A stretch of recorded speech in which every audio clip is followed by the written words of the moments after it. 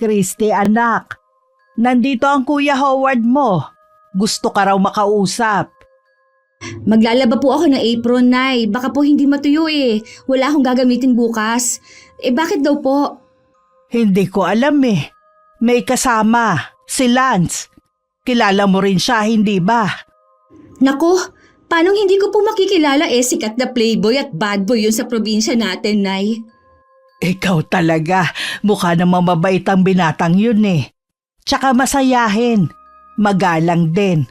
Nagmano agad sa akin kanina sa may bakod pa lang ng bahay natin.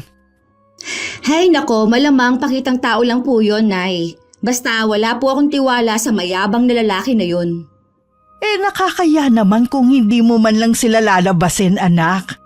Hindi naman siguro magtatagal kaya istimahin mo na lang at alukin ng kape. Hay, sige na nga. Pero hindi ako pwede makipag-usap sa kanila ng matagal ha. Oo, Christy. Naiintindihan ko. Para lang hindi magtampo si Howard sa'yo. Magandang araw, Miss Gwen. Ako nga po pala si Christy. Meron po akong mga kakaibang karanasan na may kinalaman sa kababalaghan. At gusto ko pong ibahagi sa inyo. Sana po mapili ang sulat ko at mapakinggan ko to sa channel nyo. Christy, mabuti naman at lumabas ka na. Akala ko pagtataguan mo na kami. Oo nga pala, si Lance, pinsan ko. Kilala ko siya, matagal na. O yun naman pala eh. Di wala ng problema.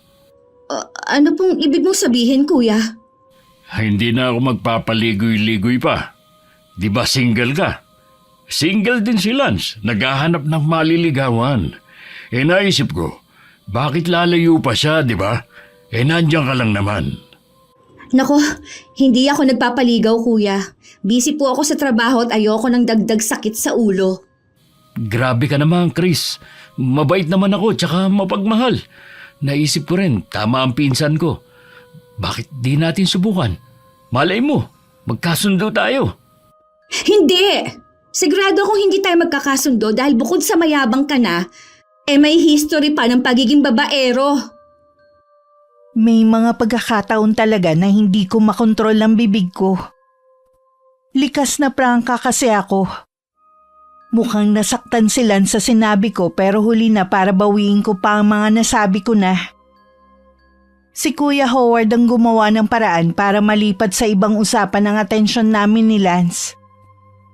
Si nanay naman nagtimpla ng kape at bumili ng tinapay para sa mga bisita namin. Kahit sinungitan ko si Lance bago sila umalis, nangako siyang babalik para simulan na ang panliligaw sa akin. Kinuha niya ang cellphone number ko. Ayoko nga sanang ibigay kung di lang ako kinumbinsi ni Kuya Howard. Pero hindi ako umasang tototohanin ni Lance sa mga sinabi niya. Hanggang sa makatanggap nga ako ng mensahe mula sa kanya kinagabihan. Naiinis man, sumagot pa rin ako hanggang sa pumayag na rin ako magpaligaw. At nang sumunod na linggo nga bumalik siya sa bahay namin. Hindi na niya kasama si Kuya Howard. Si nanay ang una niyang nakausap dahil tulog pa ako nung dumating siya sa bahay. Lagi kasi akong puyat. Dahil 2:00 ng madaling araw ang pasok ko sa trabaho. Tindera ako sa isang kilalang kainan sa palengke noong mga panahong yun. Chris, yayayain sana kita magsimba. Pareho naman tayo ng relihiyon, di ba? Oo, pero di nga. Sigurado ka? Sa simbahan mo ako gustong isama? Oo nga. Ayaw mo ba? Aba, syempre gusto ko. Gustong gusto. Pero ipagpaalam mo muna ako kay nanay.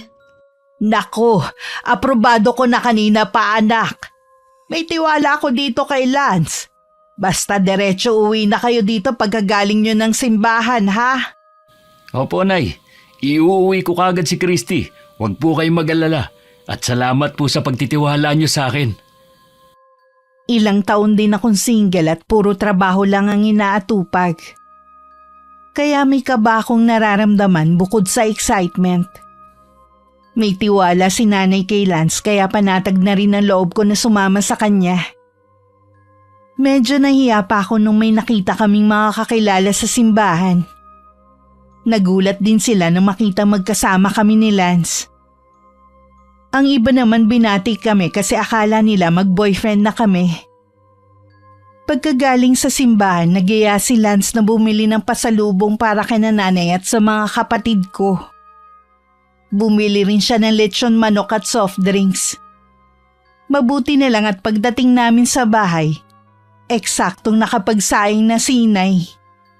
May niluto rin siyang gulay at pritong isda. At yun ang unang beses na nakasalo namin sa pagkain si Lance. Sa pagtsatsaga at pagpupursige niyang manligaw, nakamit niya rin ang matamis kong oo. Sa simbahan ko siya sinagot. Gusto ko kasi saksihan Diyos sa umpisa ng relasyon namin. Lalo pat memorable sa akin ng simbahan. Si Lance din ang unang lalaking nanligaw sa akin na doon ako unang dinala. Kaya naman naisip ko nung mga panahong yun na karapat dapat siya sa pagmamahal na wagas. Pinagmalaki ko siya sa buong pamilya at ibang kamag-anak namin. May mga natuwa kasi sa wakas daw mag-aasawa na ako. Makakahigop na sila ng sabaw. Pero may isang tutol sa relasyon namin. Ang kapatid ng nanay ko, si Tita Adora. Christy naman, ang daming lalaki. Ang daming nanligaw sa'yo. Bakit yung lalaking pa yun ang napili mo? Bakit po? Anong problema ninyo kay Lance? Hindi mo alam. Hindi sinabi sa'yo ni Ate Daisy. Konsentidora din kasi talagang nanay mo, ano? Nasilaw sa mga regalo at kung ano-anong ibinigay ng lalaking yun sa'yo. Grabe naman po kayo kay nanay. Hindi po mukhang pera ang nanay ko. Ano po bang pinupunto ninyo, tita?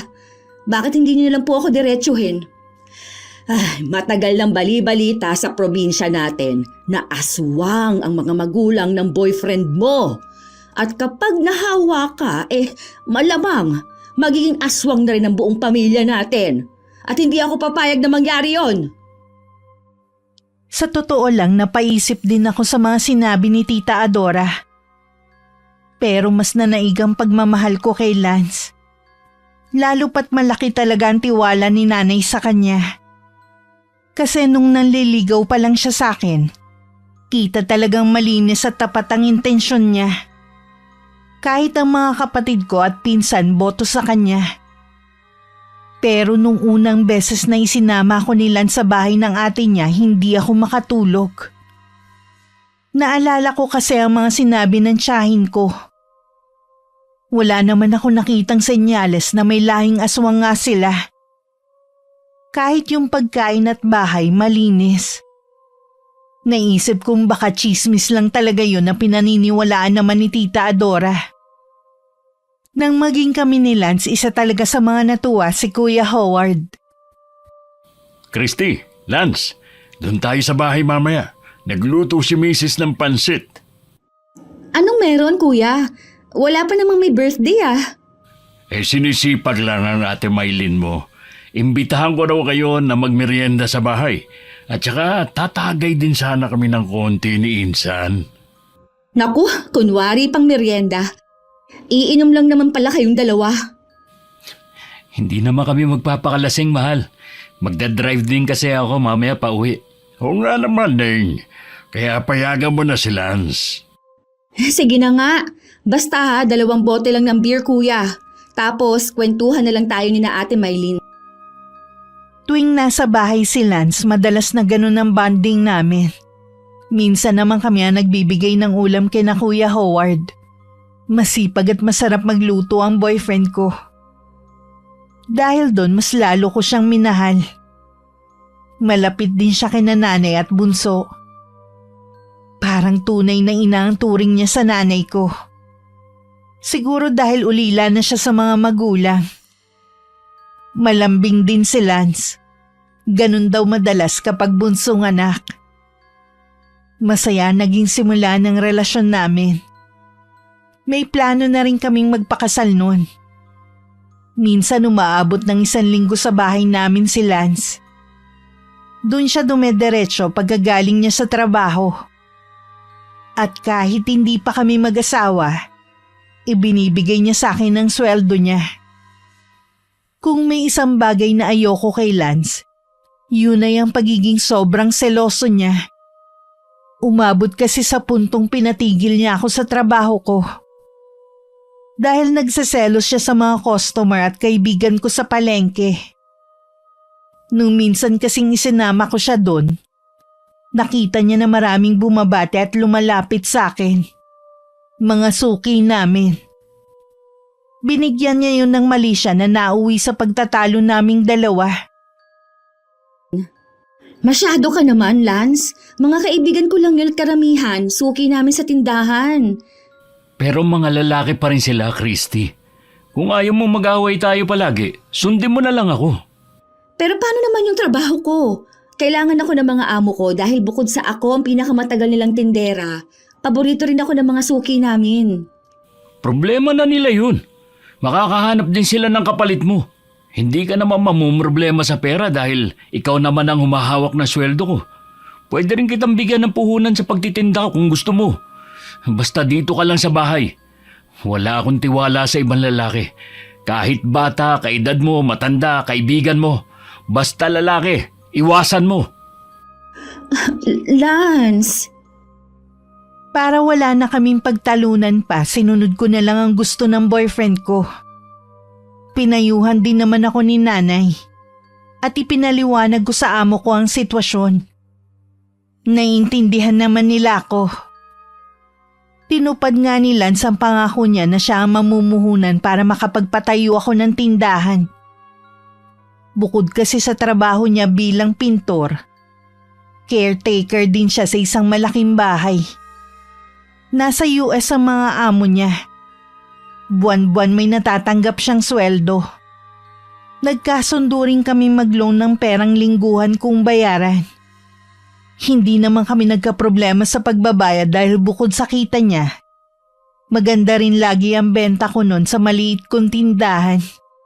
Sa akin bumibili sina nanay at mga kapitbahay namin. Insan, nabalita mo ba yung nangyari ka na Joven, Jojo at Ricky? Mga pinsan at barkada natin? Oh, Kilala ko rin sila, Kuya Howard. Ano po bang nangyari sa kanila? hindi nga malaman Si Joven daw, binangungot. Si Jojo naman, sumakit ng matindi ang tiyan. Yun ang kinamatay. Magkakasunod lang silang tatlo. Ano pong ikinamatay ni Kuya Ricky? Parang kaedad niyo po yun, di ba? Tama ka. Kaklase ko nga siya eh. Ang sabi, hindi na raw nagising. Maayos pa naman nung natulog. Nalaman na lang ng mga kasama sa bahay na nilalanggam na raw at wala ng buhay. Sa palagay ko may nakaalita ng mga binatang yon. Meron nga siyang asawa ng isang tiyahin namin ni Lance. Yung taga Marinduque. Palagay namin, paraya yun o isang kakaibang klase ng kulam. Kulam? Oo, Ning. Dahil namatay ang anak ng tiyahin namin sa inuman. Nagkaroon sila ng alitan ni na Joven, Jojo at Ricky. Dapat yung tatlong target ni Tio pero yung anak niyang natamaan, nasaksak niya. At hindi niya matanggap yung nangyari. Sa sobrang galit, biglang umalis ang buong pamilya nila rito. Sa tingin ko humingi ng tulong ang tsuhin mo sa mga mangyan, Howard. Matindi mangulam ang tribong yun. Kaya dapat talaga iwasan nating makagawa ng atraso sa kapwa natin. Dahil hindi lahat marunong magpatawad. Yung iba gumagante. At kung buhay ng mahal nila ang kinuha mo, buhay din ang sisingilin nilang kabayaran mula sa iyo. Kinilabutan ako sa mga nalaman ko nung araw na yun. Bata pa lang naririnig ko na ang tungkol sa mga aswang at kulam. May 2 binatang kamag-anak na rin kaming naging biktima ng tinatawag nilang paraya. Lalaki ang ari at unti-unting maaagnas hanggang sa yun na ang ikamatay ng biktima. Ang mga kamag-anak kasi naming yun may mga babaeng sinaktan na parehong tubong Mindoro. At yun na naging karma nila sa ginawang panloloko. Hindi sila agad namatay. Naghirap at nagdusa muna ng matagal. Nakakatakot ang kulam. Talagang mamamatay ka na walang kalaban-laban. Lalo pat hindi kayang gamutin ng doktor ang ganong klaseng karamdaman. Kaya ikaw, Lance, magtino ka ha? Para hindi ka magaya doon sa mga pinsan ninyo. Teka, ba't ako nadamay? Maayos ako, Chris. Tsaka loyal ako sa'yo. Sobrang nag-aalala talaga ako noon dahil sa nabalitaan ko kay Kuya Howard. Pero makalipas ang ilang araw na wala na rin yun sa isip ko. Naging abala na kasi ako ulit sa pamimili ng mga paninda ko at sa mga gawaing bahay. Tuwing araw ng linggo nagsisimba pa rin kami ni Lance at nakikipagkwentuhan kina Kuya Howard. Naging routine na namin ng ganon. Minsan naman bumibisita kami sa ate niya. Mabait silang mag-asawa sa akin pati na rin ang mga anak nila. Anak, bibisita raw dito si Adora bukas. Palagay mo anong masarap kaya na mailuluto? Sasabihin ko pong mamaya kay Lance. Baka may alam pa siyang special recipe eh. Yung masarap at bihira lang matikman ni tita. Para naman wala na po siyang masabi sa boyfriend ko. O sige, kayo nang bahala ha. Sinabihan lang kita at baka kasi may lakad ako bukas eh. Hindi ko maaasikaso ang tiyahin mo. Huwag na po kayo mag-alala, Nay. Kami na ni Lance ang bahala. Sinabi ko nga kay Lance ang tungkol sa pagbisita ni Tita Adora. Pero hindi ko nabanggit sa kanya yung usapan namin noon ni Tita. Ayokong sumama ang loob ng boyfriend ko. Lalo't hindi pa naman kumpirmado na totoo nga yung nasagap na chismis ng tiyahin ko. Hindi ko sinamahang mamalengke si Lance. Naglinis kasi ako ng bahay at naglaba kinabukasan. Hapon pa ang dating ni Tita Adora kaya marami pa kaming oras para maghanda. Pero pagdating ni Lance meron siyang ikinuwento sa akin. Grabe yung nangyari sa palengke kanina, mahal. Oh, bakit? Nagkagulo ba? May nagbarilan? O may nagwala na baliw? Hindi, mas matindi pa dun. Ay, Anong ibig mo sabihin? may nakasabay akong mangyan. Bumili ng buto-buto. Oh, tapos? Nagbayad naman. Pero tarantado yung tindero. Literal na puro buto ang binigay. Inalis ba naman lahat ng laman? Akala yata hindi alam ng mangyan yung ginawa niya. Tapos? Ano nangyari, mahal? Tahimik lang yung mangyan. Umalis na pagkatapos magbayad. Pero bago yun, tumitig muna ng matagal dun sa tindero. Tapos parang may binulong sa hangin. Mga 1 oras na nakalipas, nagsisigaw sa banyo yung tinderong gago. Umiiyak, humihingi ng tulong. Hindi raw makaihi at sobrang sakit nung ari niya. Katulad nung nangyari sa mga pinsan mo? Mas malala, pero halos iisang ritual siguro ang ginamit dahil parehong tribo ang pinagmulan ng mga kumulam. Ayan na nga bang sinasabi ko eh. Kaya dapat talaga huwag tayong gagawa ng masama sa kapwa. Dahil minsan ang bilis ng karma. Ikaw talaga, masyado kang nervyosa. Pinaalalahanan lang kita. Para hindi ka maligaw ng landas gaya nila. Salamat at huwag kang mag-alala, mahal. Hindi mangyayari sa akin ang ganun. Dahil sa mga naikwento ni Lance, bumalik na naman ang takot sa puso ko. Hindi ko alam kung bakit gano'n na lang katindi ang kilabot na nararamdaman ko tuwing mapag-uusapan ng kulam. Hindi pa ako nakakakita ng taong kinulam. Lalo na yung nilalabasan daw ng mga insekto sa katawan. Pero maisip ko pa lang ang tungkol doon parang bumabaligtad na ang sikmura ko. Bumibilis ang tibok ng puso ko at pinagpapawisan ako ng malapot. Dumating pa nga sa puntong napapanaginipan ko na ang tungkol doon. Mabuti na lang tulog manok si nanay. Lagi niya akong binabantayan sa pagtulog mula nung unang beses na binangungot ako. Sinabihan din ni nanay sina Lance at Kuya Howard na huwag munang babanggit sa akin ng mga kwentong katatakutan. Sumunod naman yung dalawa at dahil doon, nawala ulit ang takot sa dibdib ko pati na rin ang pagkabahala. Hindi natuloy ang pagbisita sa amin ng tiyahin ko. Kaya naman wala si Lance nung pumunta na sa bahay namin si Tita Adora. Ano ba yung mga sinabi mo kay Christy ha? Ginugulo mo lang ang isip ng pamangkin mo. Bakit ate? Totoo naman na. Bakit pa pinagtatakpan mo yung mga balae mong hilaw? Wala naman tayong ebidensya eh. Anong wala? Ako mismo ang nakakita sa tatay ng hilaw mo manugang nung gabing akala ko kalabaw na ligaw yung nakita ko doon sa may pampang. Nun pala, aswang. Totoo po ba yun, Nay? Christy, anak. Totoo yun, Christy. Ganito kasi ang nangyari ha. Inumaga kami ng uwi galing sa sayawan. Dalaga pa kami nila Ate Daisy noong mga panahon na yon. May mga kasama nga ako kaso may nakita nga akong kalabaw kaya sinundan ko. Akala ko kasi nalimutang isilong nung may-ari. Tapos, ano pong nangyari? Kukunin ko sana yung tali at hahanap ako ng puno sa malapit para hindi mahulog sa pampang yung kalabaw.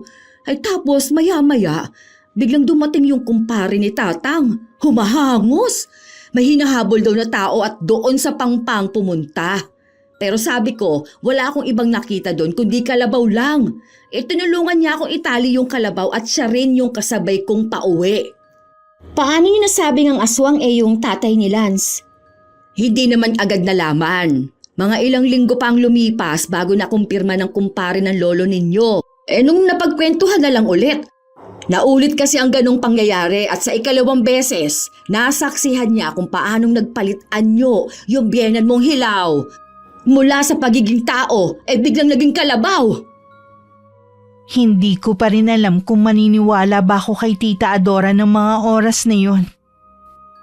Pero nang tingnan ko si inay, nakita kong seryoso siya kahit hindi nagsasalita. Kaya naisip kong baka nga nagsasabi ng totoo ang tiyahin ko. At nasaktan ako dahil doon. Lalo na't napamahal na rin talaga sa akin si Lance. Gulong-gulo nun ang isipan ko. Parang naintindihan ko bigla ang pinagmumula ng agam-agam ni Tita Adora. Kung ako lang, wala namang problema kahit pamahawaan ako ng pagiging aswang ng boyfriend ko. Pero paano nga naman kung mahawa rin ng mga kapamilya ko? Kung sakaling ang totoong hinala mo, Adora, hindi naman siguro kay Lance ipinamana ng mga magulang niya ang pagiging aswang. Tingin ko dun sa bunsong babae na may asawa na. Paano ka naman nakakasiguro, ate? Nandun siya sa tabi ng mga magulang niya bago sila nalagutan ng hininga. Basta alam ko at sigurado ko. Kaya wala ka na dapat ipag-alala. Mabait si Lance, magalang, napakasipag at mahal niya talaga tong pamangkin mo. Hindi na ulit nagkomento pa si Tita Adora. Pero baka sa mukha niya matinding pagkadismaya. Nag-alangan lang sigurong makipagtalo pa sa nanay ko lalo't sa kabila ng isiniwalat niya. Hindi pa rin nagbago ang paninindigan ni nanay. Hindi niya ako sinabihan o inudyok ang hiwalayan si Lance. Dahil doon mas lalo akong humanga kay nanay. Inilihim namin ni nanay kay Lance ang tungkol doon. Tingin ko nga nun wala siyang alam sa usap-usapan tungkol sa pamilya niya. Lalo na sa mga magulang niya. Sa kabila ng di pagsang-ayon ni Tita Adora, ipinaglaban ko ang relasyon namin ni Lance. Suportado naman ni nanay ang desisyon kong yun. Parang anak na rin kasi talaga ang turing niya sa boyfriend ko. Tumagal pa at naging mas matibay ang relasyon namin. Hanggang dumating ang mga bagong pagsubok at problema. Bakit nagte-text na naman sa'yo ang Jenny na yon, ha, Lance? Yun ba? Wala lang yun. Nangungumusta lang yung tao. Huwag mo sabihing nagseselos ka. Dapat ba? Siyempre hindi. Buntis na si Jenny sa bago niyang boyfriend. At ako naman, kontento at masaya na ako sa'yo. Siguraduhin mo lang, Lance. Dahil maghihiwalay talaga tayo oras na lokohin mo ko. Walang hiwalayang magaganap dahil hinding-hindi kita lulukuhin. Nagdududa ka pa rin ba sa intensyon ko sa'yo hanggang ngayon? Buti pa si nanay. Malaki ang tiwala sa akin. Hindi naman sa nagdududa ako. May tiwala ako sa'yo, Lance. Pero dyan sa ex mo, wala. Hindi ko maiwasang makaramdam ng kaba. Dahil sa biglang pagpaparamdam ng ex ni Lance. Takot na baka mawala siya sa akin. Na baka maisip niyang mahal niya pa pala ang ex niya. Na mas mahal niya kaysa sa akin. Una pa lang naman inamin ko na sa kanyang selosa ako. Mas matindi nga lang siya kung magselos dahil pati bata pinagseselosan. Dahil binigyan naman ako ni Lance ng assurance, nagtiwala ako sa mga salita niya. Naalala ko rin yung pangako ko sa sariling ipaglalaban ko ang relasyon namin. Ano man ang mangyari. Na kung nalagpasan ko ang pagtutol ni Tita Adora, hindi yung ex lang niya magiging dahilan para masira kaming dalawa. Lalo't kung dahil lang sa isang text message na binigyan ko ng mali siya. Lumipas ang ilang linggo. Naging tahimik ulit ang lahat. Unti-unti kong nalimutan ang tungkol kay Jenny at ang mga kutob ko. Ang atensyon ko kasi buong buo kong ibinuhos sa maliit kong tindahan. Laking tuwa ko na dumami ang mga suki ko. Kahit ang mga kapitbahay dumadalas ang pagbili ng bigas, kape, sardinas at kung ano-ano pa. Kaya napilitan din ako magdagdag ng paninda. Dagdag trabaho pero mas nakakalibang. Ramdam ko na unti-unting gumagaan ang buhay namin. At dun ko muna inabala ang isip ko. Isang gabi dumating si Lance. Medyo nagulat nga ako kasi halos hindi siya sumagi sa isip ko nung nagdaang linggo. Umupo siya sa bangko na nasa loob ng tindahan. Baka sa mukha niya ang pagod, pero may napansin pa ako. Parang mailap siya kung tumingin ng mga oras na yon. Hindi ko naman napigil ang itanong ang tumatakbo nun sa isip ko. Lance, napansin ko lang, nito mga huling linggo, bihira ka nang dumalaw dito. Kung dati halos gabi-gabi kang nandito, ngayon para kang kabuti. Hindi ka rin halos nagte-text o tumatawag. Kahit simpleng kumusta man lang, wala. Ay, Christy, sana maintindihan mo. Sobrang busy lang talaga ako sa trabaho. Pag uwi ko, bagsak na agad ako sa higaan. Wala na akong lakas para magbukas ng cellphone. Hindi ko sinasadya na hindi ka matawagan. Ang totoo, pati si na Ate Lara, halos hindi ko na rin nakakausap kahit magkasama lang kami sa bahay. Hindi naman ako humihingi ng sobrang oras sa'yo eh. Naiintindihan kong pagod ka, na maraming iniisip. Pero sana man lang kahit isang simpleng mensahe o isang tawag bago ka matulog. Hindi ko kailangan ng higit pa ron. Ang gusto ko lang maramdaman na may effort ka pa rin ipakita na nandyan ka pa rin para sa akin. Na mahalaga pa rin ako sa'yo. Christy, hindi mo lang talaga naiintindihan kung gaano kabigat lahat. Sa totoo lang, nagigilty na nga ako kasi pakiramdam ko.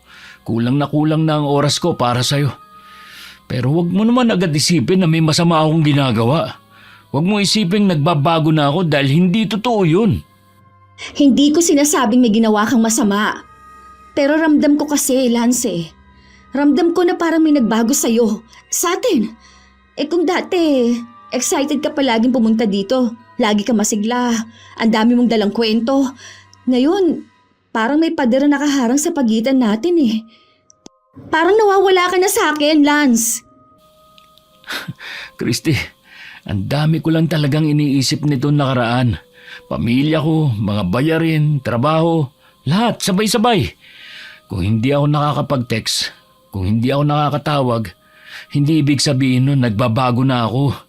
Hindi ibig sabihin na may iba akong iniintindi. Ikaw pa rin, Christy. Lagi ka pa rin nasa isip ko kahit hindi ko na lang lagi sinasabi at naipaparamdam sa'yo. Sana nga, Lance. Kasi ayoko dumating sa puntong magkakatotoo yung mga hinala ko. Hindi ko deserve na maramdaman na parang wala na akong halaga. na parang option na lang ako. Alam mong kaya kong tiisin na LDR tayo, pero hindi ko kayang tiisin ang pakiramdam na parang wala ka ng pakialam. Grabe ka naman, Christy. Hindi kita binabaliwala. Hindi ko niisip na wala kang halaga, pero tao lang din ako. Napapagod. Nadadala ng dami ng problema. Hindi ko kayang maging perpekto sa lahat ng bagay. Tao lang ako. Oo, tao ka nga lang. At ako rin naman. Kaya nga ako nagsasalita ngayon kasi tao lang akong nasasaktan. Tao akong naghahanap ng kaunting oras mula sa taong mahal ko. Tao akong napapraning kapag parang may nagbabago. At higit sa lahat, tao akong umaasa na hindi ako iiwan, hindi ako ipagpapalit. Sorry, mahal. Hindi ko intensyon na iparamdam sa iyo yan. Hindi ko rin gustong isipin mo na wala na akong pakialam. Pero sana, huwag kang magduda agad. Kailangan mo rin magtiwala. Hindi lahat ng bagay kailangan mong hanapan ng mali. Nagtitiwala ako, Lance. Alam mo yan.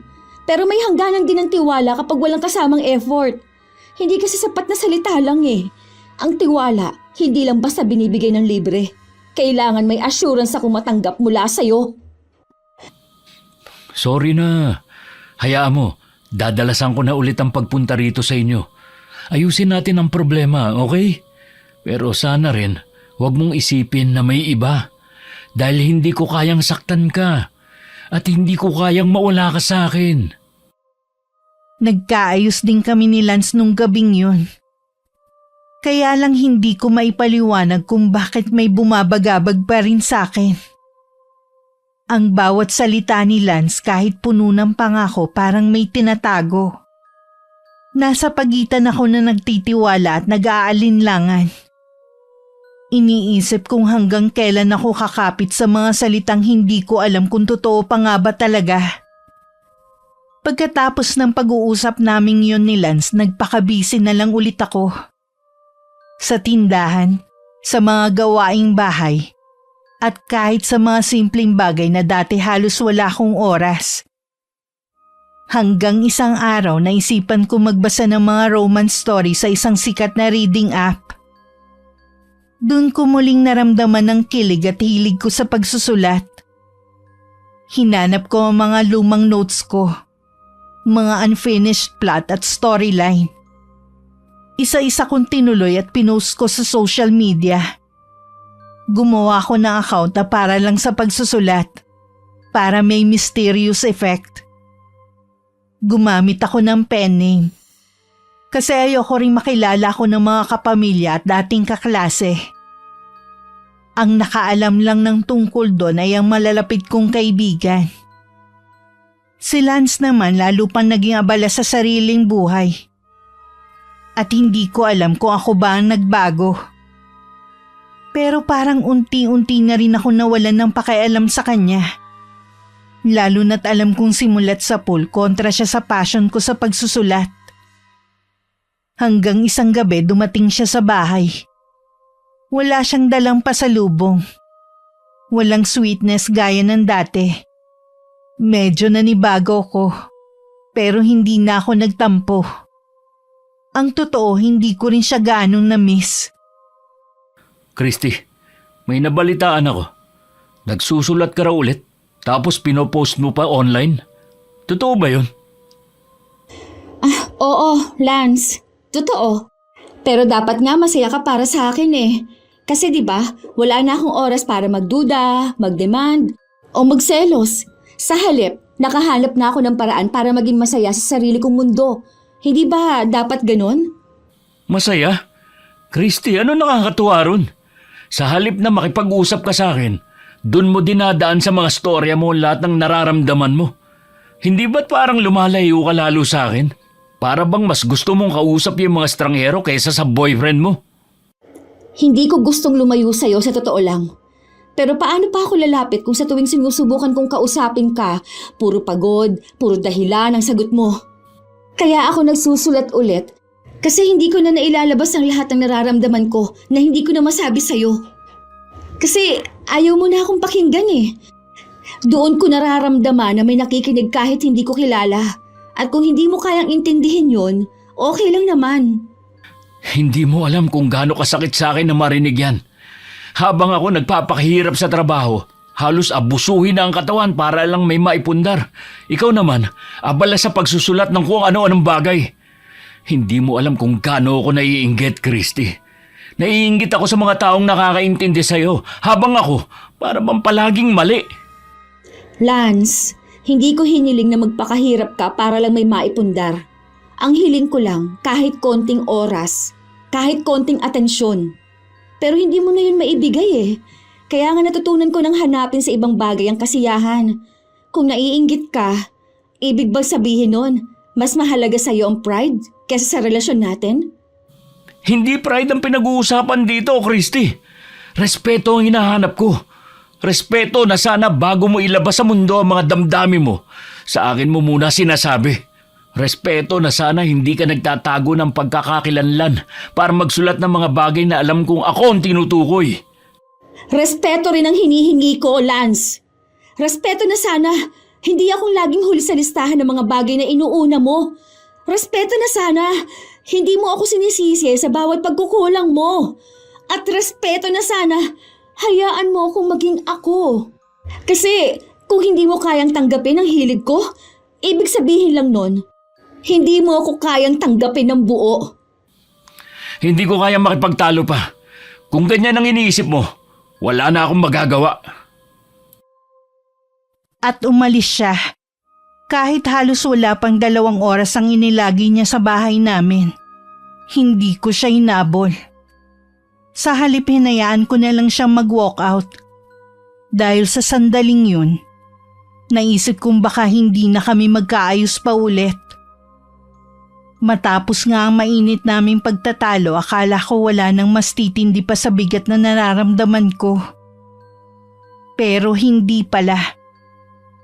Dahil kinabukasan, isang tao na hindi ko inaasahan ng kusang lumapit. Para ilantad ang katotohanan ng sisira sa lahat ng tiwala at pagmamahal na pilit kong pinanghahawakan.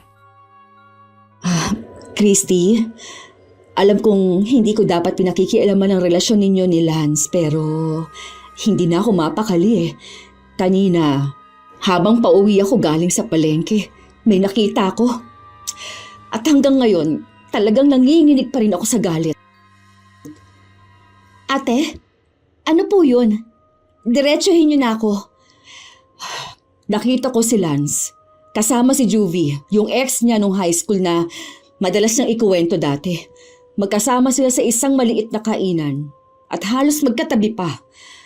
Christy, hindi ako bulag. Iba yung mga kilos nila. Si Juvie? Ate, sigurado po ba kayo? Kasi alam kong close sila ni Jenny at kung siya pa ang kasama. Sigurado ako. Hindi ko lang narinig kung anong pinag-uusapan nila pero sapat ng mga nakita ko para magduda ako. Christy, ayoko masaktan ka pero hindi ko rin kayang itago sa'yo ng matagal. Salamat ate. Hindi ko akalaing darating sa ganito. Hindi ko alam kung magagalit ako o masasaktan dahil sa ipinagtapat ninyo. Pero isa lang ang sigurado, humanda sa akin si Lance kapag nagkaharap kami ulit. Hindi ako umiyak. Pero galit na galit ako. Nagtiwala ako at pinanghawakan ng mga pangako niya. Kaya pala biglang nagbago. Kaya pala nanlamig at laging busy. Hindi pala trabahong inaatupag kundi ibang babae. Agad ako nag-send ng message sa kanya. Simple lang ang laman. Pumunta ka dito sa bahay ASAP. At gaya ng inaasahan ko, dumating siya. Oh, nandito ka na pala. Kumusta trabaho mo? Ayos lang ba ang pamilya mo? Busy pa rin ba yung bayaw mo sa mga project niya? Sina Ate Lara at yung mga bata. Oo, medyo. Ako naman, stress pa rin at sobrang busy. Kaya pasensya na kung hindi na naman ako madalas dumalaw. Pero teka, bakit parang ang cold mo ngayon, mahal? May problema ba? Wala naman. Curious lang ako. Kumusta naman kayo ni Juvie? Ano? Si Joey? Anong kinalaman niya rito? Christy, huwag kang magbiro ng ganyan. Hindi ako nagbibiro. May nakakita sa inyo. At huwag mong sabing hindi totoo dahil mismong si Ate Maylin ang nakakita sa inyo ng ex mo. Ano bang meron sa inyo, ha, Lance? Bakit hindi mo sinabi sa akin na nagkikita pala kayo at nagde-date? Christy, hindi. Nagkataon lang na nagkita kami tapos nagkape. Ano bang masama doon? Wala akong ginagawang masama kaya wala kang dapat ikagalit. Walang masama. Pinaamin kita. Pero hanggang ngayon nagde-deny ka. Lance, sa lahat ng taong makikitang kasama mo, ex mo pa talagang nakasama mo ng palihim? Huwag mo nga akong gawing tanga. Hindi ko alam kung bakit kailangan mo pampalakihin to.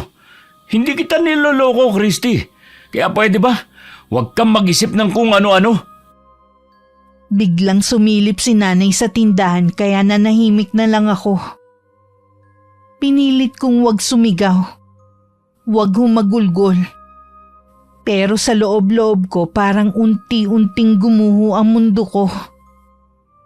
Mahal ko siya.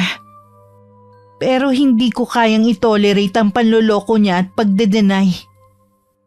Siguro nga oras na para bitawan ko siya. Nag-walk out ulit siya. Hindi siya nagpaalam kahit sa nanay ko. Hinayaan ko lang ulit siyang umalis. Hindi ako nakakain nung gabing yun. At nung tulog na ang mga kasama ko sa bahay, saka ko lang hinayaang tumulo ang mga luhang ilang oras ko rin pinigilan sa pagpatak. Dahil sa mga nalaman ko, unti-unti ako nawalan ng gana sa lahat. Hindi ko na nagawang magsulat, ni magbasa man lang ng mga kwentong dati pinagmumulan ng saya ko. Naghayatus ulit ako.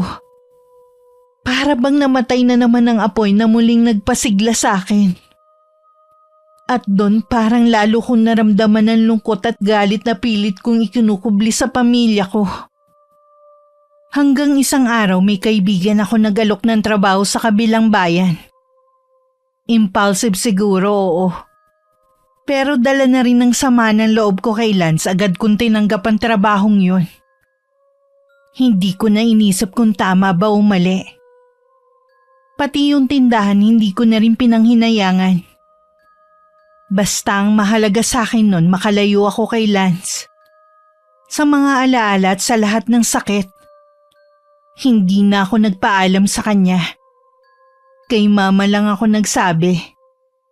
At simula nun hindi na kami nagkausap ulit.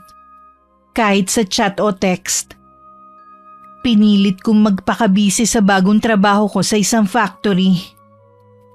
Para hindi na ako makaramdam ng pangungulila. Pero kahit gaano ko pasubukan, hindi ko kayang takasan ng realidad. Isang gabi habang nag-iisa ako sa boarding house namin, nakatanggap ako ng mensahe na hindi ko inaasahan. Galing kay Lance. Maikli lang ang laman pero sapat para mapaguho ang mundo ko at dumurog sa puso ko. Tapusin na natin ang lahat. Sorry kung naging duwag akong aminin. Pero nagsisimula na ako uli ng bagong buhay kasama si Juvie. Sa totoo lang ang sakit. Akala ko matapang na ako. Akala ko kaya ko na. Pero nung gabing yun bumigay ako. Umiyak ako ng umiyak. Hindi ko inakalang hahantong talaga kami sa hiwalayan. Sa isang sulok ng puso ko umasa akong magre-reach out siya. Na maaayos pa ang relasyon namin. Akala ko si Lance na ang lalaking makakasama ko hanggang sa pagtanda. Pero nagkamali ako. Christy, buti dumaan ka dito sa amin. Namiss kita. Halika, upo ka muna. O ano, kumusta ka sa bagong trabaho mo? Ay. Ate, hindi ko na alam kung paano ko haharapin lahat. Ang sakit. Ang sakit-sakit na mas pinili nilang si Juvie.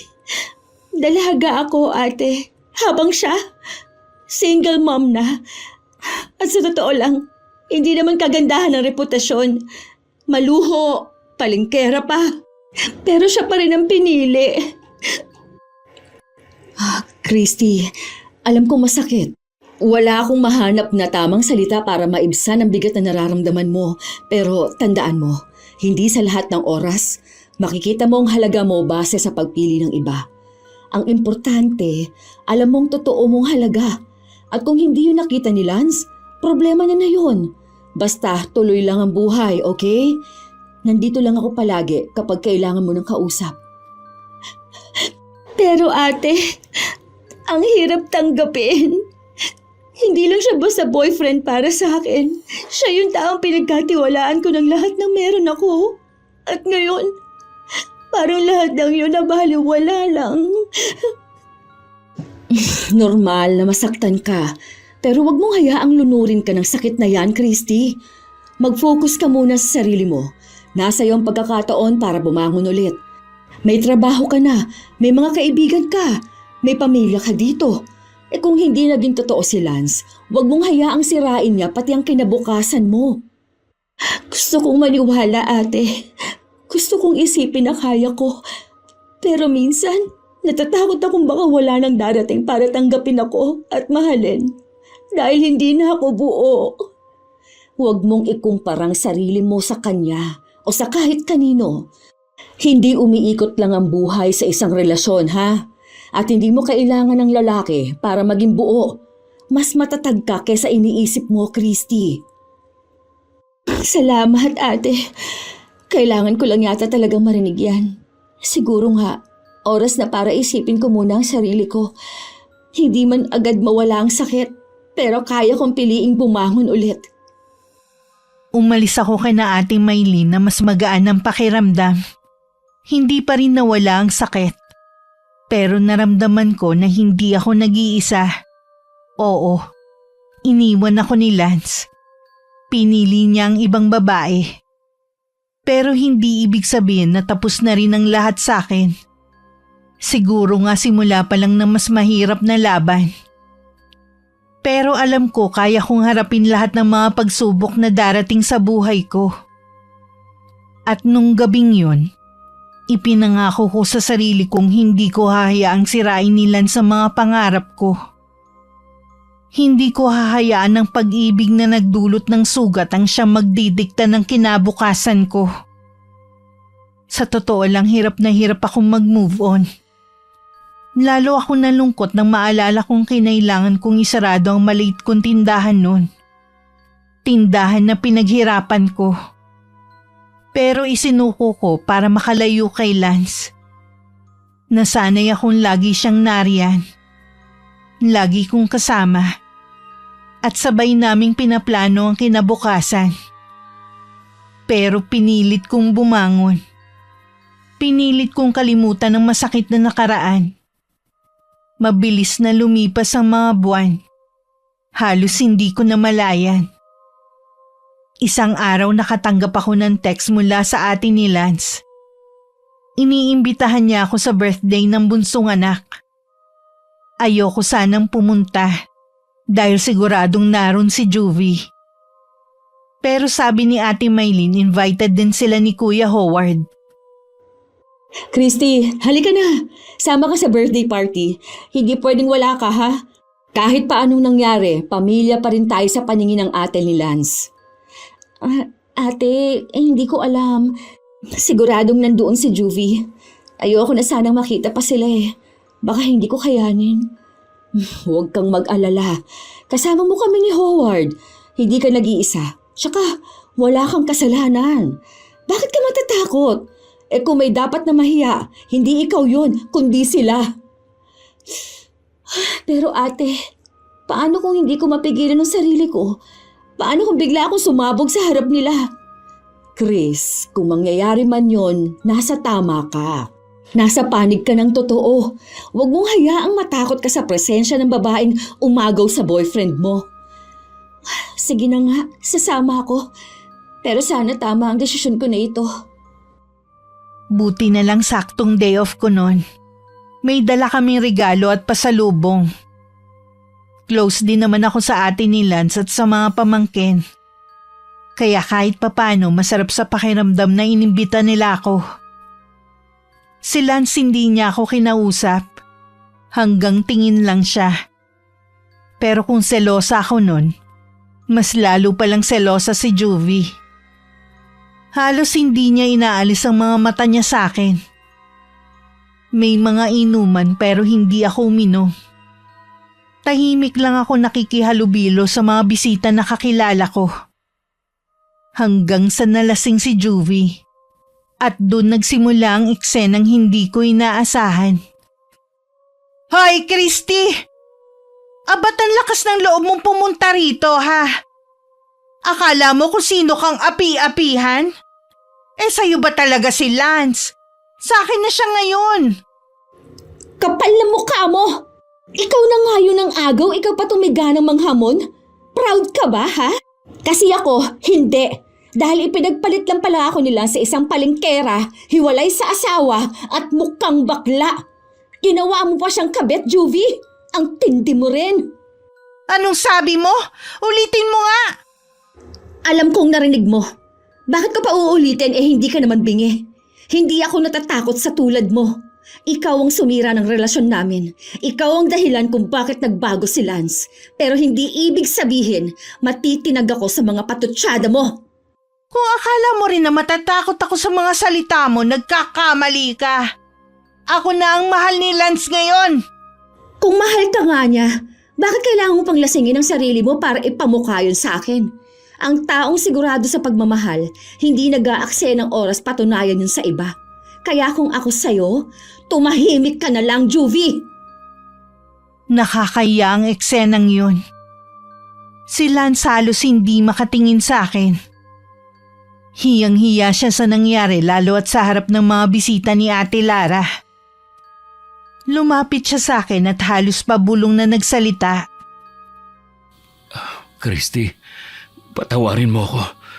Pasensya na sa lahat. Hindi ko alam na hahantong sa ganito. Sumusobra ka na talaga, Lance. Hindi mo lang niloko si Chris. Pati pamilya mo dinamay mo sa kahihiyan. Tingnan mo, hindi mo nga kayang kontrolin ang pinili mong babae. Huwag ka na magpaliwanag, Lance. Wala na akong pakialam sa mga sasabihin mo. Hindi ko na yan kailangan. Para saan pa? Hindi mo na rin mababawi ang sakit na dinulot mo sa akin. Lumapit din sa amin ang ate niya. Humingi ng pasensya. Sobrang nahiya raw sila sa nangyari. At ako, nagsisi rin ako na sumama pa ako ron.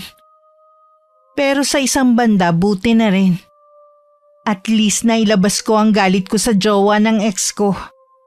Yung babaeng nang akit at nagtulak kay Lance para pagtaksilan ako. Hindi na kami ulit nagkausap ni Lance pagkatapos ng gulo sa pagitan namin ni Juvie. Pinili kong magpakabisi sa trabaho, sa sarili kong mundo, at sa mga simpleng bagay na nagpapakalma ng isip ko. Hindi na rin ako nag-boyfriend. Siguro natakot na rin ako. O baka sadyang napagod lang akong makipagrelasyon. Nabalitaan ko kay Ate Maylin na nagsama na raw sina Lance at Juvie. Ang sakit. Iniiyak ko na lang ulit. Pero sa totoo lang nung mga panahon na yun, natutunan ko na rin tanggapin. Na siguro nga hindi talaga siya para sa akin. Isang araw simpleng hapon lang sa bahay namin. Naglilinis ako ng kuko. Tahimik ang paligid. Nang biglang dumating si Ate Maylin. Hindi naman ako nagulat na binisita niya ako. Dahil madalas naman siyang pumasyal sa amin.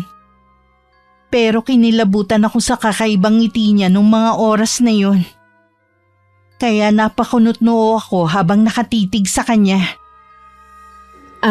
Chris, may kasama ako ngayon. Alam ko magugulat ka pero sana makinig ka muna bago ka magalit, ha? Kasama? Sino? Ate, huwag mong sabihin... Christy, ako nga. Pinapasok ako ni nanay. Ang dami kong gusto sabihin. Sana makinig ka muna.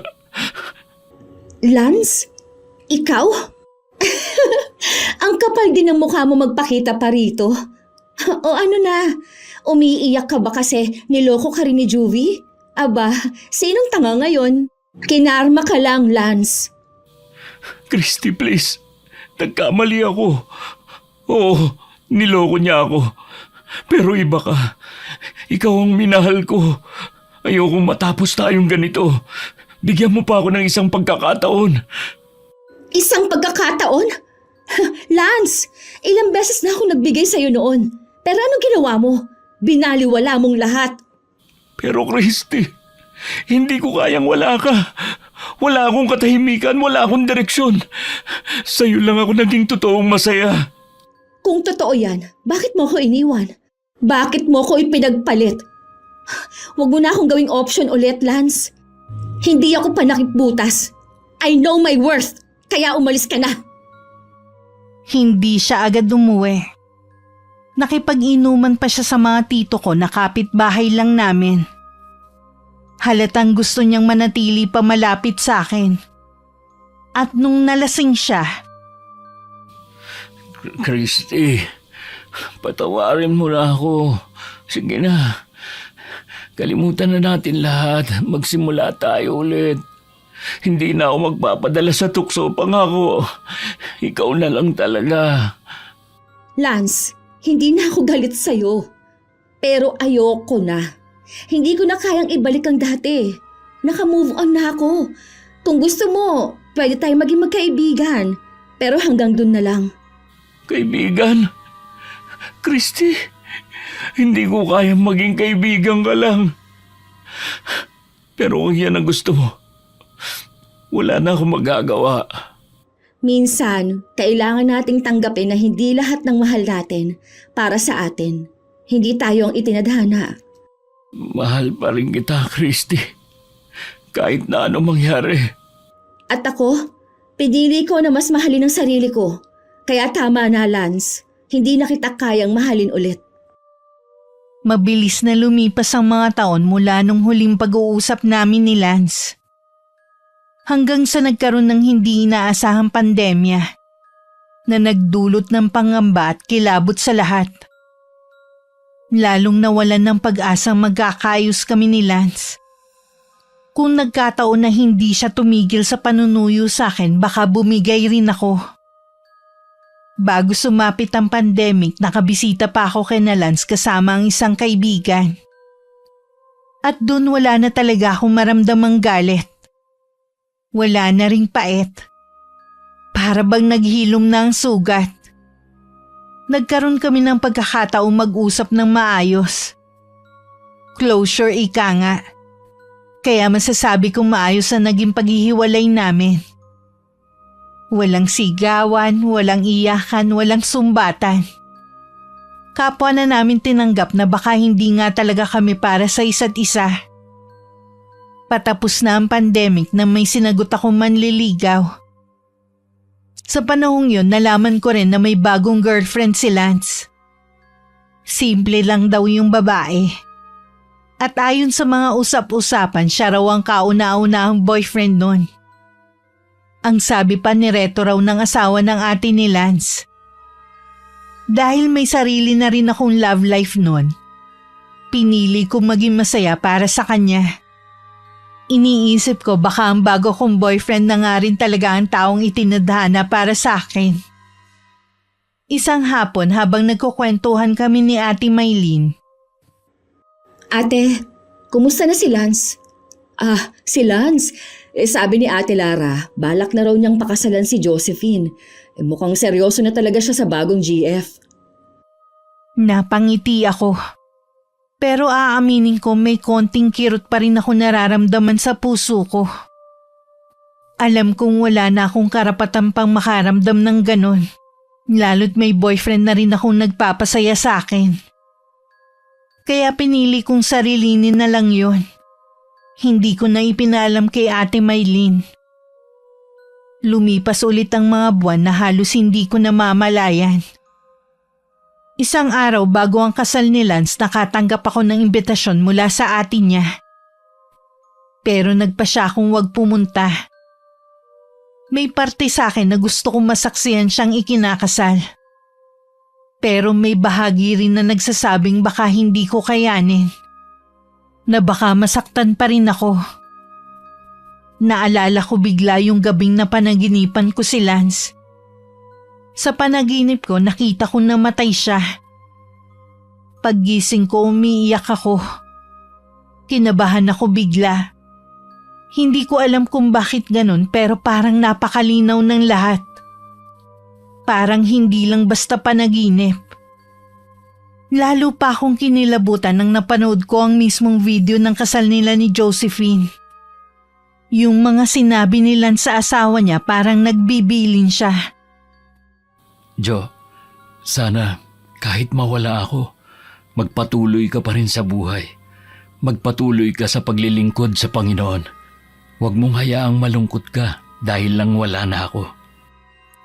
Parang tinambol ang dibdib ko nang marinig ko yun. Napaiyak ako bigla. Sa isip ko bakit ganun ang sinabi niya? Bakit parang may pahiwatig? Bigla ko naalala ang panaginip ko at mas lalo akong hindi mapalagay mula nun. Wala akong ibang sinabihan tungkol sa panaginip kong yun kundi si Ate Maylin. Ate, may sasabihin ako, pero sana wag mong pagtawanan ha. Kasi napanaginipan ko si Lance at doon nakita kong namatay siya. Christy, ay wag kang ganyan ha. Huwag ka masyadong mag-isip ng negatibo.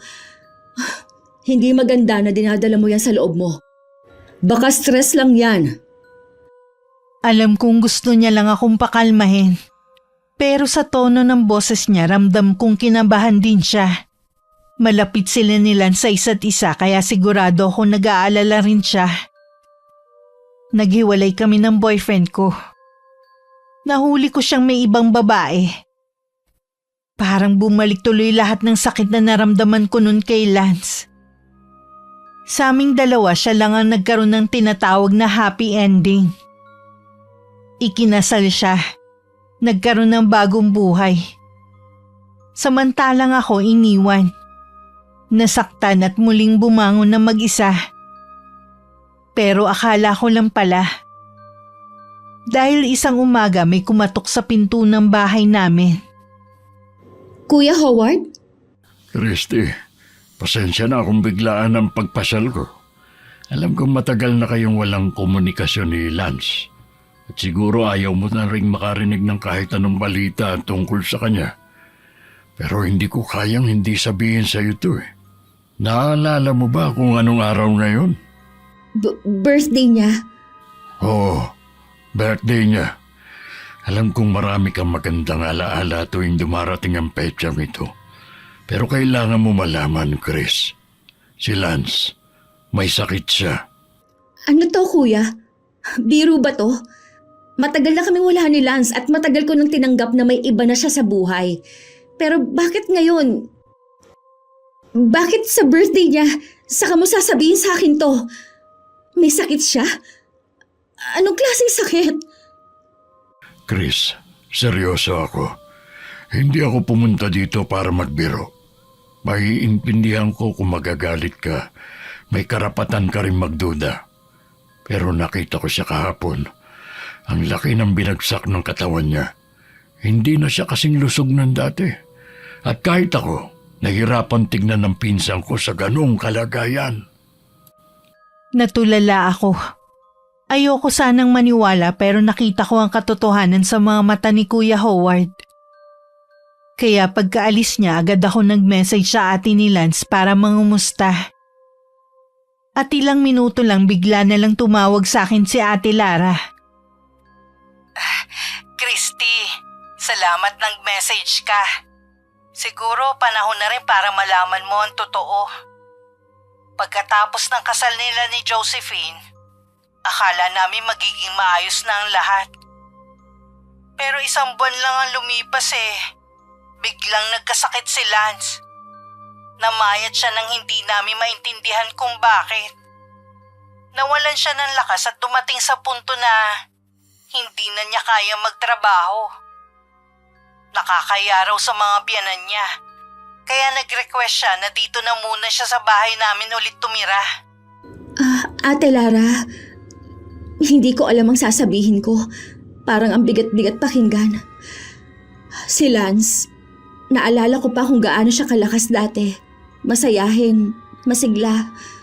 Alam kong mahirap paniwalaan, Chris. Dinala na namin siya sa ospital. Pero malabo ang mga resulta ng laboratory test eh.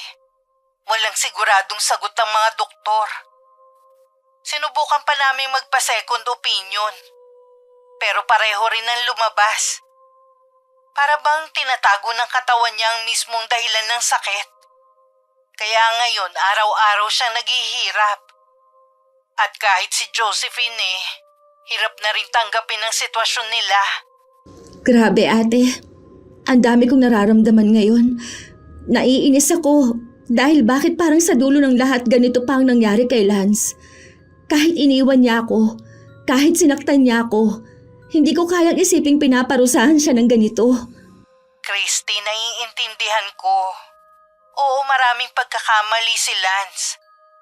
Pero ngayon parang pinagbabayaran na rin niya ang lahat ng kasalanan niya eh. Hindi ko hinihingi na tulungan mo siya ng higit pa sa kaya mo. Pero siguro kahit isang dasal man lang mula sa'yo, makakatulong yun sa kanya. Hindi ko na rin alam kung hanggang kailan pa siya tatagal. Habang pinakikinggan ko si Ate Lara, wala na akong nagawa kundi umiyak. Para bang bumalik lahat ng alaala.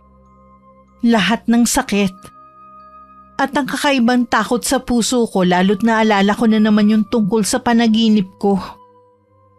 Sa mga sumunod na araw, walang ibang laman ng isip ko kundi si Lance. Hindi ko alam kung dapat ba akong pumunta kina Ate Lara.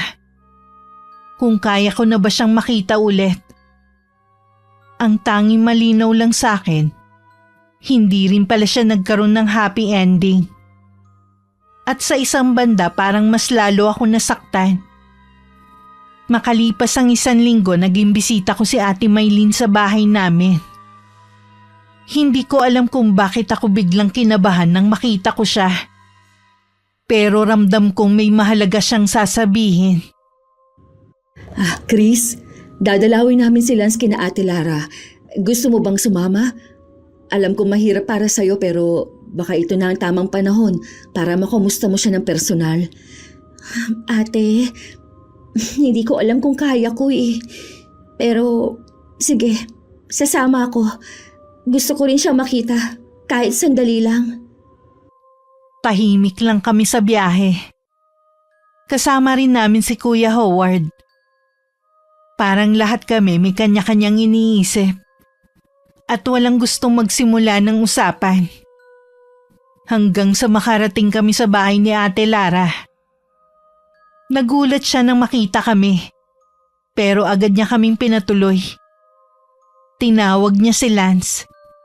At ilang saglit lang lumabas ito. Natulala ako. Totoo nga ang sinabi nila. Ang laki ng ibinagsak ng katawan nito. Hindi na ang dating Lance na nakilala ko. Payat, maputla, pero pilit pa rin ngumiti pagkakita sa amin. Christy, kumusta ka? Pasensya na ha. Nakakahiya ang itsura ko ngayon. Pero masaya akong makita ka ulit. Ako rin, Lance. Kumusta ka? Okay naman. Naghain na ako. Kumain na kayo. Hindi ko na kayo masasabayan ha. Katatapos ko lang kasing kumain nung dumating kayo eh. Sige lang, busog pa naman ako eh. Asan pala ang asawa mo? Nandun sa bahay ng mga biyanang ko. May mga kinuhang gamit. Babalik din yun mamaya. Ikaw Christy, may boyfriend ka na? Wala, at hindi ako naghahanap. Hindi ako naniniwala. Oo, totoo nga. Lance, ang laki ng ipinayat mo. Hindi siya sumagot. Tumahimik lang bigla. Ako rin biglang wala nang masabi. Lahat ng kasalanan niya sa akin nun parang bigla akong nakalimutan. Gustong gusto ko siyang yakapin. Pero pinigilan ko ang sarili ko. Hindi na pwede. Hanggang tingin na lang ako at pangungumusta. Bilang respeto na rin sa asawa niya. Malungkot ako nung umalis kami. Pero nangako ako sa sarili na babalik ako ulit doon sa susunod na linggo. Naging mahirap para sa akin ang mga sumunod na araw. Ang bigat lagi ng pakiramdam ko. Tiningnan ko yung picture ni Lance na sinend ni Ate Lara. Payat siya pero malaki ang tiyan. Hindi ko napansin yun nung dinalaw namin siya kasi maluwag ang t-shirt na suot niya. Parang may kakaiba talaga sa nangyayari sa kanya. Lalo't walang makita sa mga lab test. Christy, babalik kami bukas. Dadalawin ulit namin si Lance. May dala akong mga pagkain. Ginisang munggo na may chicharon tsaka graham. Siguro matutuwa siya. Ay, sayang nga lang hindi na siya pwedeng kumain ng marami gaya dati. Ate, salamat ha. Siguradong matutuwa yon. Paborito niya yung munggo na may chicharon comfort food niya. Tsaka yung graham. Pero natatakot ako ate. Nahihirapan ako makita siya na ganon. Alam ko, Chris. Pero wala namang masama kung malaman niyang nagmamalasakit ka pa rin sa kanya. Oo. Gusto kong makita siya ulit. Gusto kong sabihin na magpakatatag siya. Tahimik ulit kami sa biyahe. Pagdating namin kina Ate Lara, hindi na kami naharap ni Lance. Nasa loob siya ng kwarto. Nakaratay. Sumilip kami ni Ate Maylin sa pinto. Hawak niya ang tiyan niya. Hinihimas-himas. Ang isang kamay naman ay nasa noo. Kita ko sa mukha niya matinding paghihirap. Dahil doon hindi ko na napigilang mapahagulgol. Nang marinig niya ang boses ko, tumingin siya sa labas ng kwarto.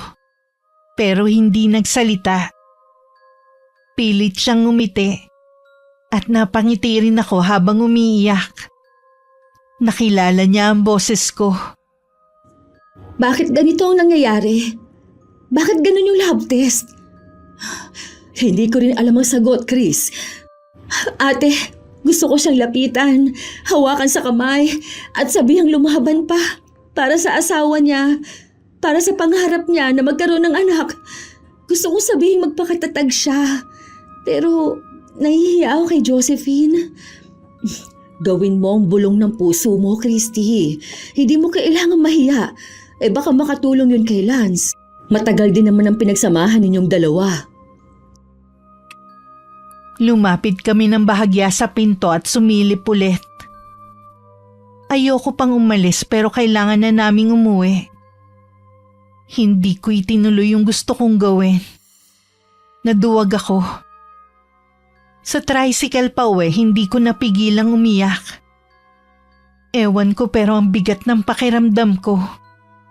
Parang dinudurog yung puso ko. Sumagi sa isip ko na baka yun na ang huling pagkakataong makita ko siyang buhay. Ang bigat sa pakiramdam kasi yung dapat na huling yakap. Huling hawak sa kamay. Huling pagkausap sa kanya. Hindi ko naibigay. Ate Lara, patignan niyo na kaya sa albularyo si Lance. Hindi normal ang nangyayari sa kanya. Baka may kumapit na sumpa. Baka may ibang dahilan na, kaya hindi nakikita sa laboratorio. Alam mo naman ang reliyon namin, Howard. Hindi kami naniniwala sa mga ganyan. Ang tanging sandigan namin ay dasal at ang Diyos. Hindi namin siya dadalhin sa kung kani-kaninong albularyo. Pero Ate Lara... Pasensya ka na talaga, pinsan, ha? Kailangan sumunod sa mga kautusan ng simbahan Isa pa, ayaw din ni Josephine dahil hindi na rin pwedeng ibiyahe ng malayo ang kapatid ko. Nandun ako sa bahay ni na Kuya Howard nung tawagan niya si Ate Lara. Kaya alam ko na dismaya talaga siya.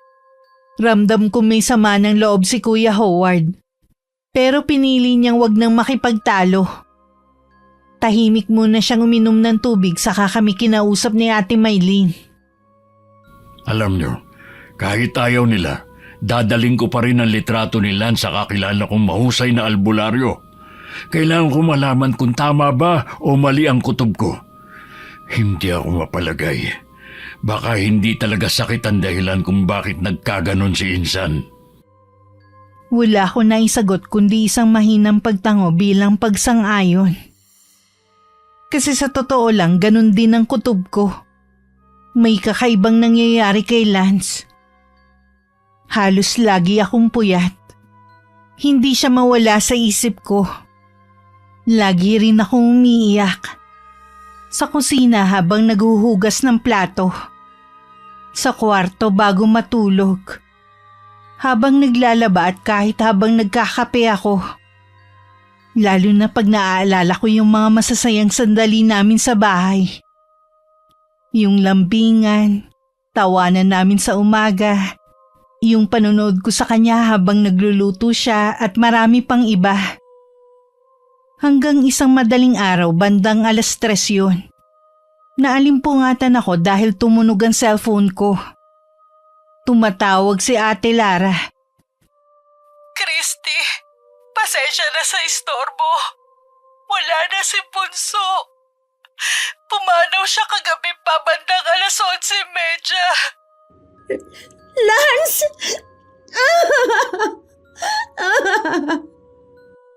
Nagkulong ako sa kwarto ko maghapon. Iyak ng iyak. Hindi rin ako kumain.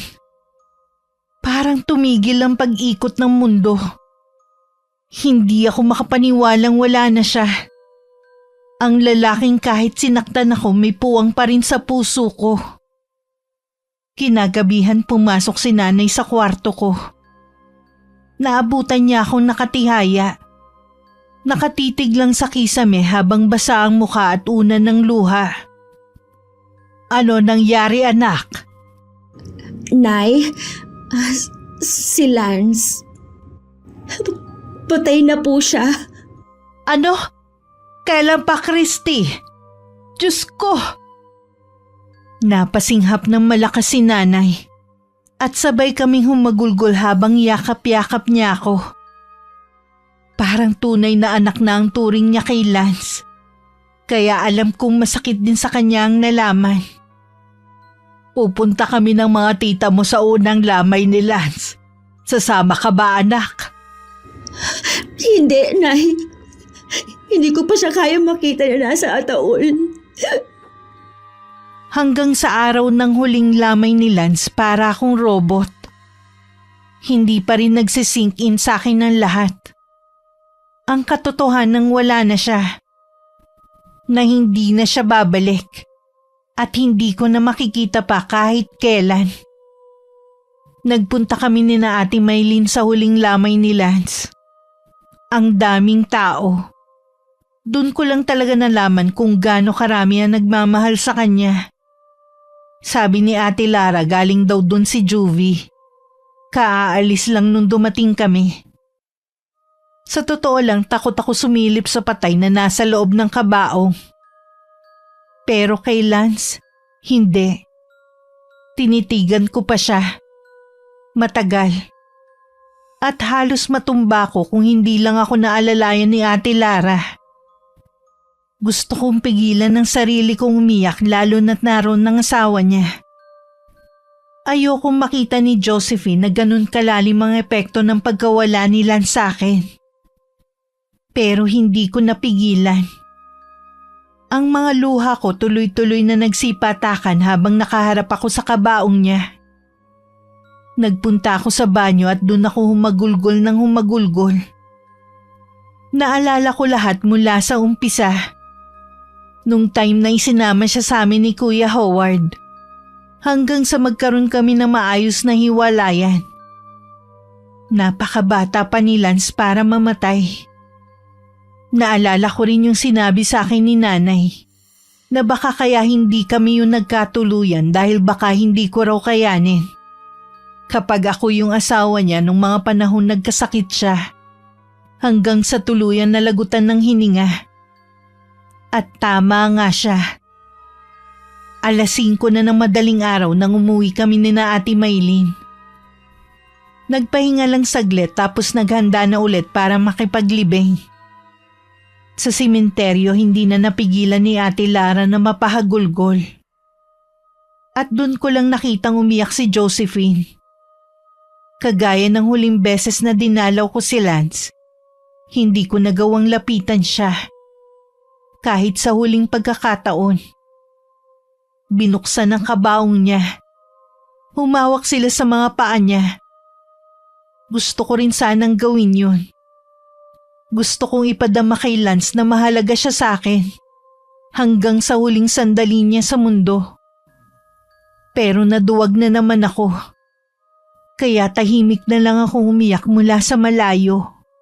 Habang tinatanaw ko siyang ihatid sa kanyang huling hantungan. Matapos magpaalam kina Ate Lara, sumakay na ako sa isa sa mga inarkelang jeep. Habang umaandar yun, iyak pa rin ako ng iyak. Hindi muna ako umuwi sa bahay namin. Dumiretso ako kina Ate Maylin. At doon may nalaman akong mas mabigat pa kesa sa pagkawala niya. Christy, may kailangan ka malaman. Tama ang hinala ko. Walang sakit si Lance. Kinulam siya. Ano? Kuya, anong ibig mong sabihin? Kinulam siya gamit ang isang kandilang itim. At ang salarin, asawa ni Juvie. Diyos ko. Kaya pala biglaan lahat. Kaya pala walang makita sa mga lab test niya. Pero, bakit? Paano? Alam mo ba kung anong klase ng kulam ang kandilang itim? Hindi yun pangkaraniwang sumpa. Ang bawat sindi ng kandila, unti-unting kumakain sa lakas ng biktima. Una, papayat. Magmumukhang sakitin kahit malakas naman dati. Tapos, lalakihan tiyan para isipin ng tao may sakit sa loob. Baka sa atay, baka sa bituka. Pero ang totoo, ang kandilang itim ang sumisipsip ng buhay niya. Kaya pala ganun ang katawan ni Lance. Payat, pero malaki ang tiyan. Oo, at hindi siya mabilis na pangungulam. Ang kandilang itim ginagamit ng mangkukulam kapag gusto nilang pahabain ang paghihirap ng isang tao. Hindi agad pinapatay ang biktima. Kuya, bakit naman ang asawa ni Juvie? Ano bang nagawang kasalanan ni Lance sa kanya? Ang sabi ng albularyo, may atraso raw sila sa kanila. Dahil hindi talaga hiwalay sa asawa si Juvie. 3 taon na raw ito ng taning kay Lance. 3 taon ang ibinigay na limitasyon ng buhay niya matapos hindihan ng kandila. At ngayong taon, natapos ang oras ni Lance. Hindi makatarungan. Sa pagtataksil nila no ni Juvie, sa kasalanan nilang dalawa sa akin, buhay ni Lance ang naging kabayaran. Ganon ang kulam, Christy. Hindi mo agad nakikita pero mabigat ang parusa. At ang mas masakit, walang gamot laban sa kandilang itim. Maliban na lang kung mahuhuli agad ang magsisindi at mapapawalang bisa ang orasyon. Pero huli na, wala na ang pinsan ko. Para akong pinagsakluban ng langit at lupa. Bumalik lahat ng sakit at galit sa puso ko. Naalala ko ang pagtataksil nila noon. Kung paano halos nasira ang buhay ko dahil sa kanila. Kung hindi nila ginawa yun, kung hindi nila ako niloko, baka buhay pa si Lance ngayon. Hindi ko alam kung anong mas masakit.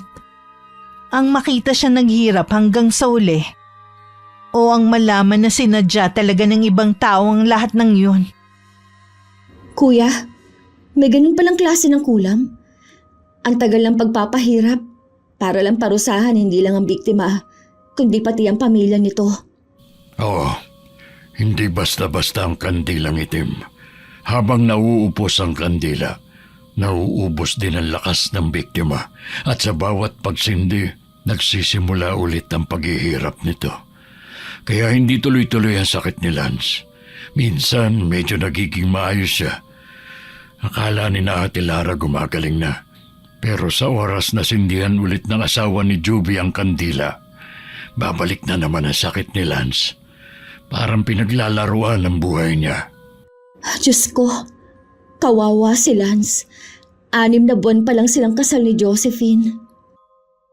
Ang tagal kong umiyak. Halos hindi ako mapatahan ni na Kuya Howard at Ate Maylin. Hindi ko alam kung paano tatanggapin ang lahat ng nalaman ko. Sabi pa ni Kuya Howard, hindi lahat ng sugat ay nakikita. May mga sugat na dulot ng inggit at galit. At ganung klase ang kumitil sa buhay ni Lance. Nagpasama ako kay Ate Maylin. Sa wakas na pagdesisyonan kong harapin ulit si Juvie. Para sa akin. Para kay Lance. Pagdating namin sa bahay nila, kumatok ako. Bumukas ang pinto. Nagulat kami pagkakita sa isa't isa. Pero mas nagulat ako sa kanya kasi maputla siya.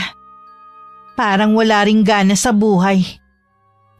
Hindi na ako nagpatumpik-tumpik pa. Sinabi ko na agad kung anong pakay ko sa kanya. Juvie, ikaw ang pumatay kay Lance. Ikaw ang dahilan kung bakit wala na siya. Ano?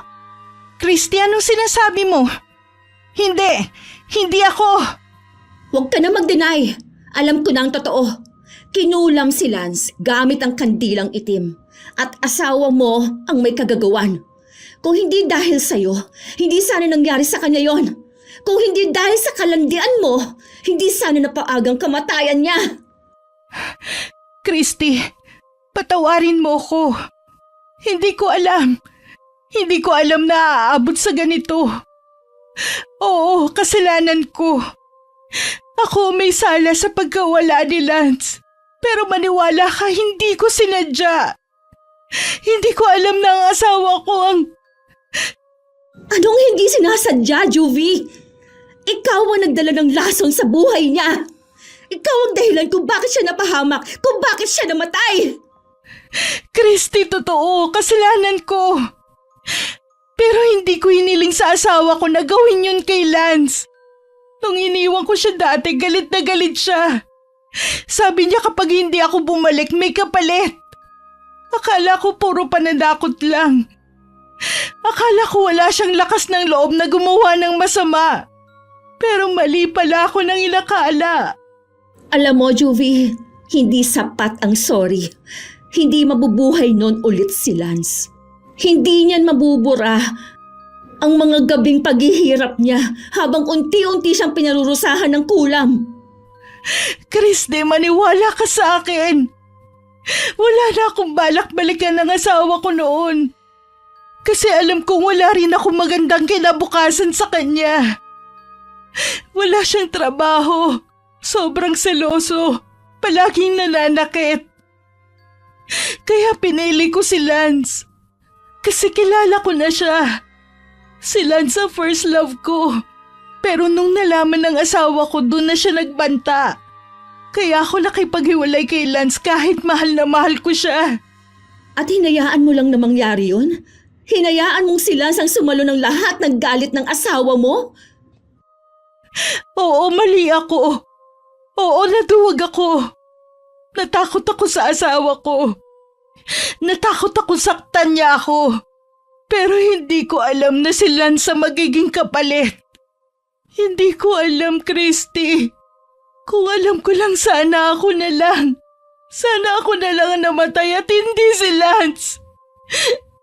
Alam mo ba, Juvie, hanggang sa huli, gusto pa rin niyang mabuhay para sa asawa niya.